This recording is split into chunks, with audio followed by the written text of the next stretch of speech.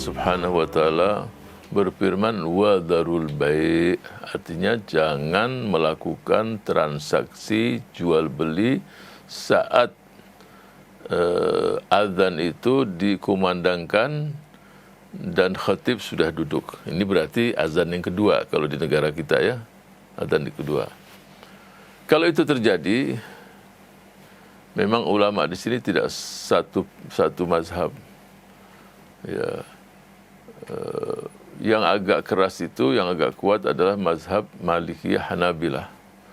Itu mengatakan bahwa transaksinya fasidun, batal sudah, nggak benar transaksinya. Ya. Pendapat Imam Abu Hanifah dan Imam Syafi'i, dia telah berbuat dosa, tapi jual belinya sah. Nah, itu. Jadi memang pendapat ini ada contoh-contoh yang lain.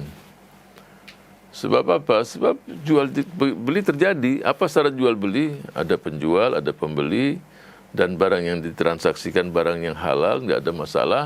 Terjadi ijab qabul, ya udah benar, tapi dia dosa. Itu.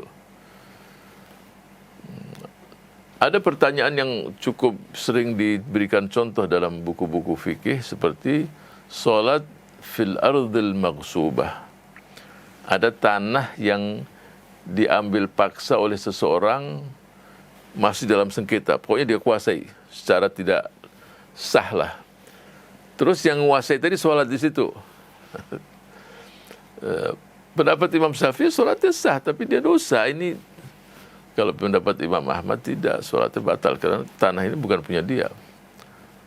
Jadi masing-masing melihat bahwa dari sisi ya memang dia berdosa, tapi sholat itu kan ada salam, takbir, mulai dengan muftatahatun bi takbir wa muhtatamatun bi taslim, dimulai dengan takbir ada, taslim ada, rukunnya ada, semua. Cuma dia dosa. Nah, sama seperti ini. Jadi ketika melaksanakan transaksi tadi, ya pendapat yang pertama sah, tapi kamu dosa, kamu lakukan itu. Barangnya tadi halal, beli roti umpamanya, ya udah bisa dimakan. Itu yang satu enggak, batil tuh.